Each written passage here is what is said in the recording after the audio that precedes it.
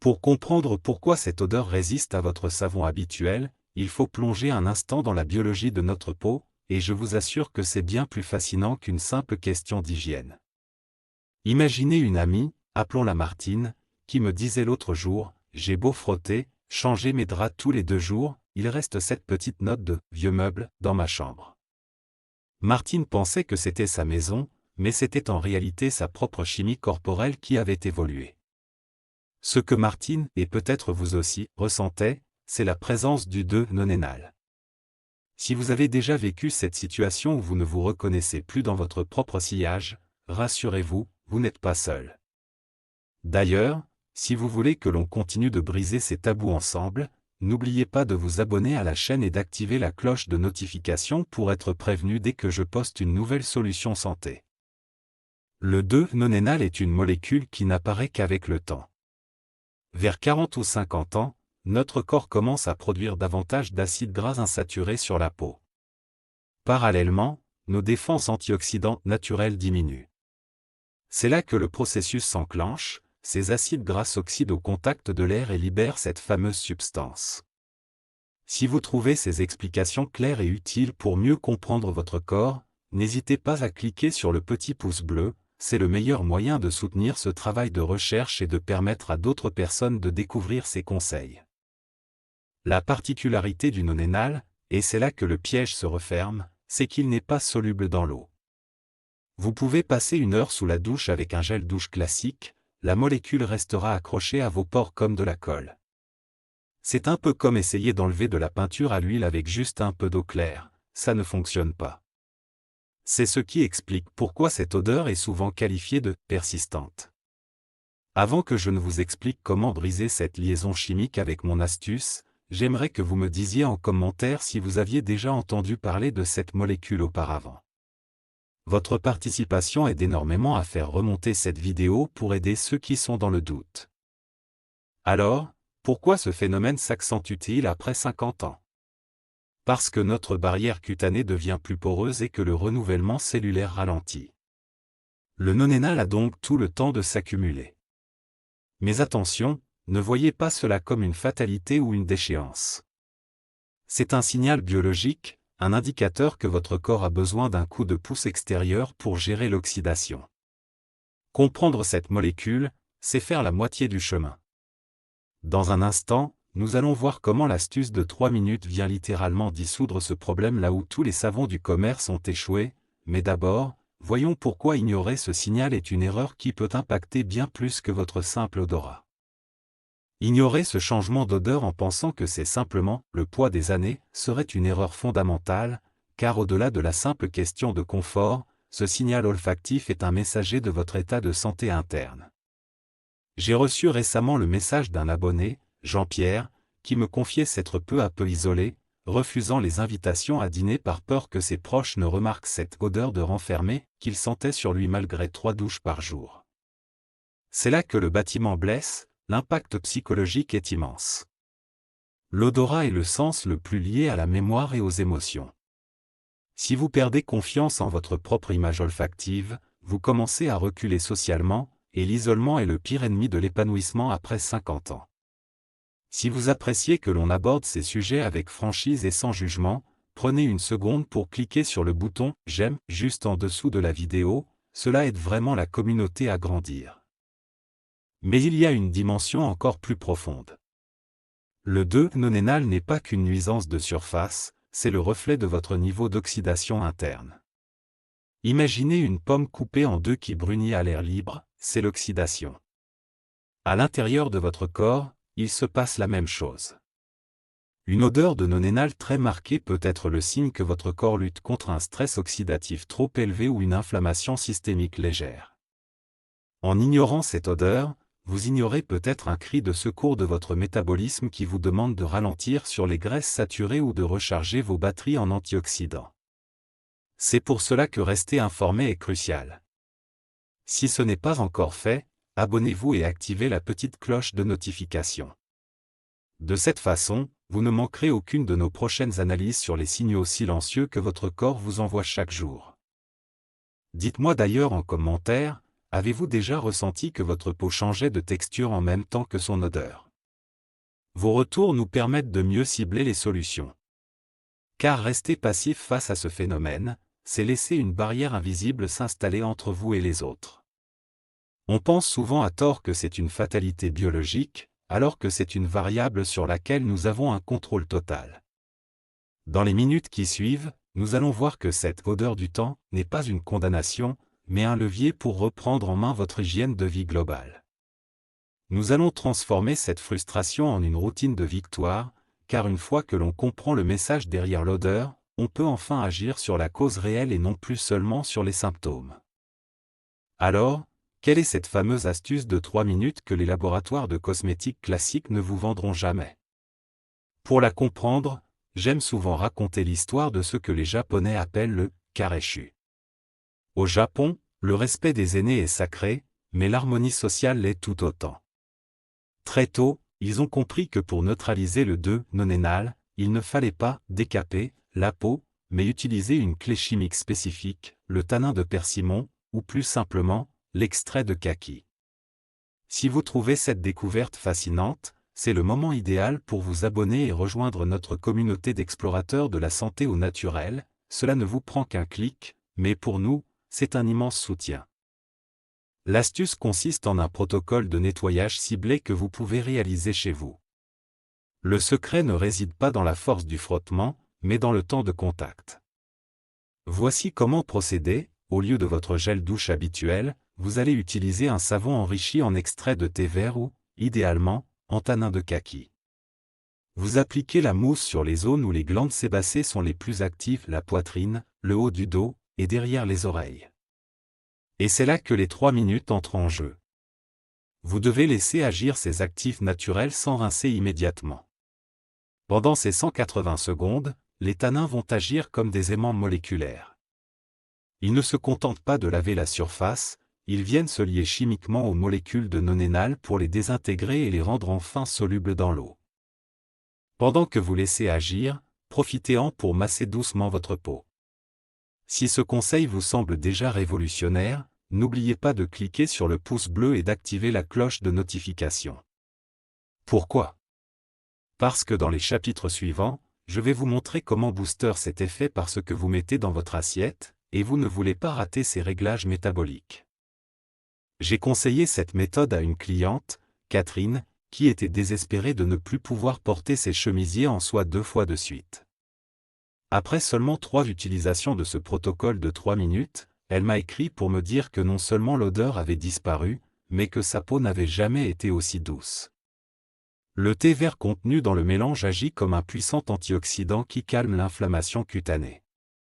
D'ailleurs, j'aimerais vous poser une question en commentaire. Utilisez-vous déjà des ingrédients naturels comme le thé vert ou des extraits de fruits dans votre routine de soins? Partagez vos astuces, car votre expérience enrichit tout le monde ici.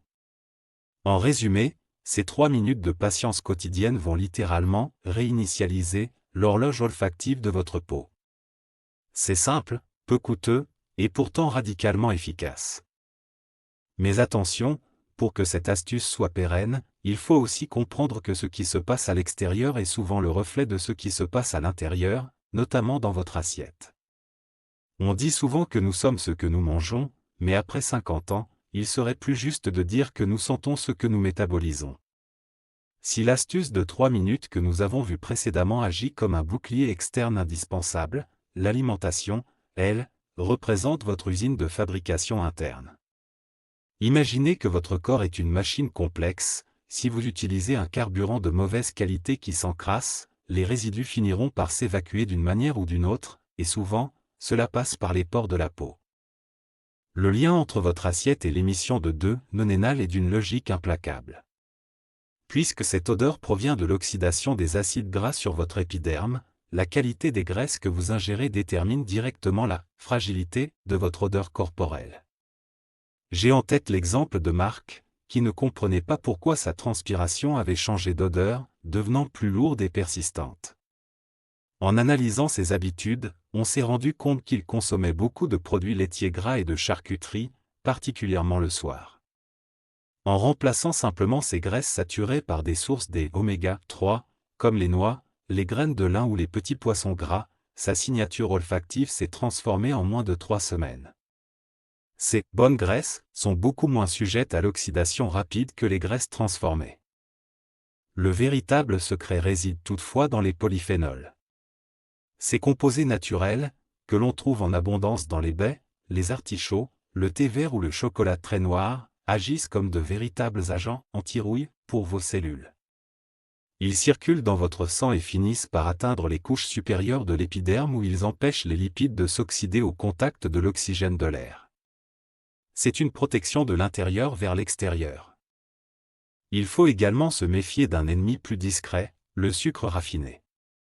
Par un processus appelé glycation, le sucre vient fragiliser les protéines de la peau et accélérer le stress oxydatif global, ce qui crée un terrain fertile pour la production de nonénal.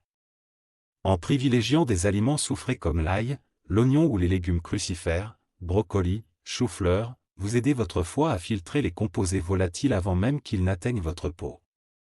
En équilibrant votre terrain interne, vous ne vous contentez pas de masquer un problème, vous changez la source même du signal. Vous ne luttez plus contre le courant, vous purifiez la source. Cependant, même avec une alimentation exemplaire, un piège invisible peut ruiner tous vos efforts. Il se cache juste là, dans les fibres des vêtements que vous portez chaque jour. Même avec une hygiène irréprochable et une alimentation équilibrée, il existe un complice silencieux qui trahit souvent vos efforts, votre garde-robe. On n'y prête pas souvent attention, mais les fibres que nous portons agissent comme des éponges ou, au contraire, comme des incubateurs pour les molécules de 2-nonénal. J'ai rencontré une dame, lors d'une conférence, qui ne comprenait pas pourquoi, malgré toutes les douches du monde, ses vestes préférées dégageaient cette odeur desquelles les enfilait. Le secret réside dans la nature des textiles. Les matières synthétiques comme le polyester, le nylon ou l'acrylique sont de véritables aimants à lipides. Contrairement aux fibres naturelles, ces matières plastiques emprisonnent les acides gras oxydés au cœur de leurs fibres. Le problème, c'est que les cycles de lavage classiques à basse température ne parviennent pas à déloger le nonénal de ces tissus. On pense que le vêtement est propre parce qu'il sent la lessive en sortant du tambour, mais dès que la chaleur de votre corps réchauffe le tissu, la molécule se réactive et l'odeur réapparaît. C'est ce qu'on appelle la mémoire olfactive des textiles. Pour briser ce cycle, il faut privilégier les fibres naturelles respirantes comme le coton, le lin ou, mieux encore, la laine mérinos. Ces matières permettent non seulement une meilleure évacuation de l'humidité, mais elles ne retiennent pas les graisses cutanées de la même manière. Si vous avez des vêtements synthétiques auxquels vous tenez, une astuce simple consiste à ajouter un demi-verre de bicarbonate de soude ou de vinaigre blanc à votre lessive. Ces agents naturels aident à neutraliser l'acidité des molécules oxydées que les détergents standards ignorent. L'environnement dans lequel vous vivez joue aussi un rôle crucial. Le 2-nonénal a tendance à s'imprégner dans les éléments poreux de votre chambre, rideaux, papier peint et surtout les oreillers. Si vous ne changez pas vos têtes d'oreiller au moins 2 fois par semaine après 50 ans, vous vous exposez chaque nuit à une réimprégnation. Pensez à aérer votre chambre en créant un courant d'air pendant au moins 15 minutes, même en hiver, pour renouveler l'oxygène et chasser les particules volatiles. En contrôlant votre environnement textile, vous éliminez les réservoirs extérieurs de cette odeur. Vous créez un espace sain où votre nouvelle routine peut enfin porter ses fruits durablement. Mais pour que cette peau reste fraîche, il ne suffit pas de la nettoyer ou de bien s'habiller, il faut aussi s'assurer qu'elle ne produise pas de sébum en excès par simple mécanisme de défense, ce qui nous amène à l'importance cruciale de l'hydratation et de la barrière cutanée. On pourrait croire que pour se débarrasser d'une odeur liée à des corps gras, la solution serait de sécher la peau au maximum. C'est pourtant l'erreur la plus commune, celle qui crée un véritable cercle vicieux.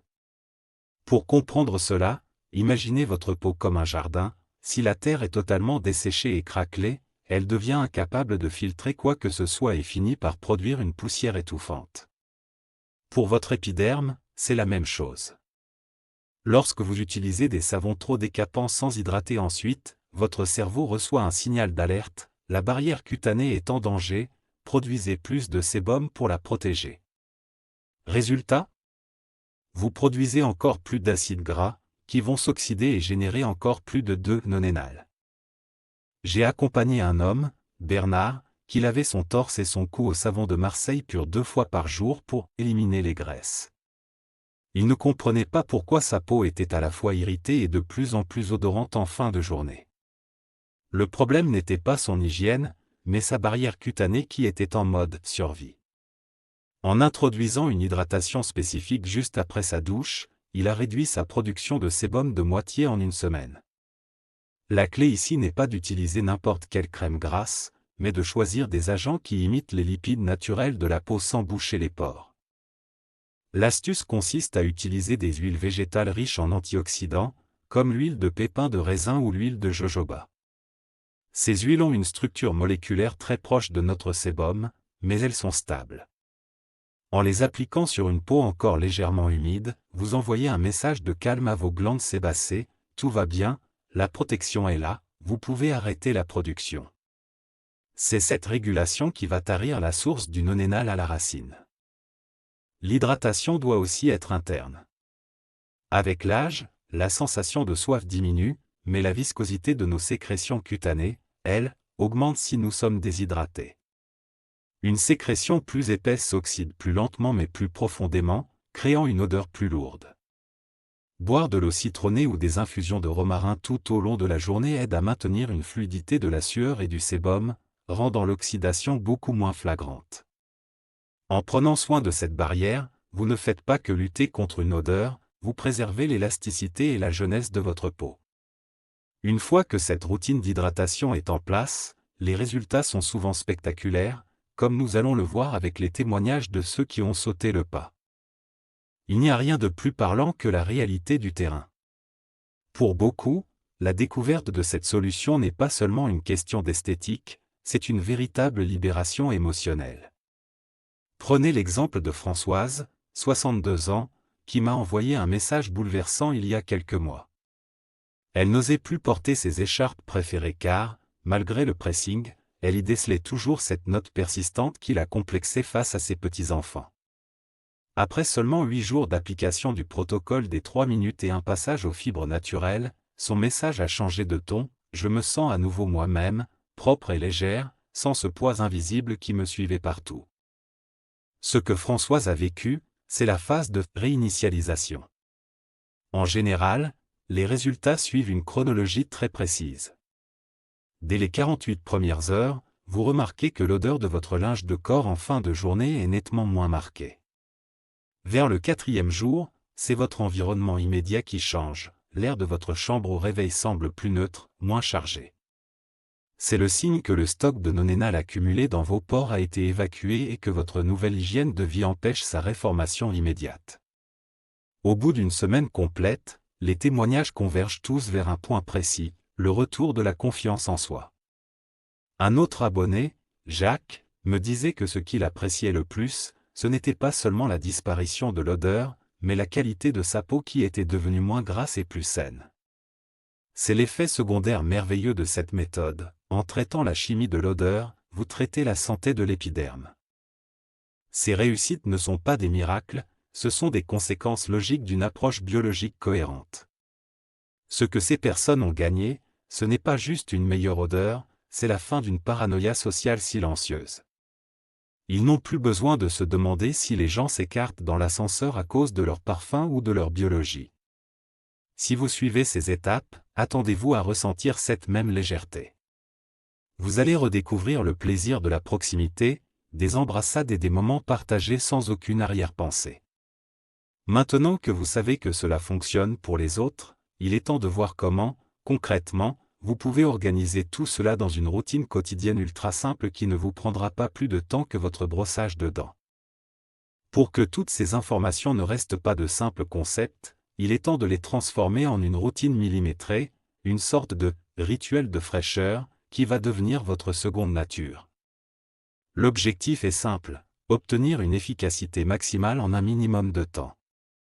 Le matin, commencez par votre douche avec l'astuce des 3 minutes, appliquez votre savon au kaki ou au thé vert sur les zones clés, massez doucement, et pendant que les tanins décomposent le nonénal, profitez-en pour vous laver les cheveux ou simplement pratiquer une respiration profonde. Ce petit temps d'arrêt change tout. Si vous trouvez que cette organisation simplifie la vie, c'est le moment parfait pour vous abonner à la chaîne. Chaque semaine, je vous propose des protocoles aussi concrets que celui-ci pour optimiser votre quotidien.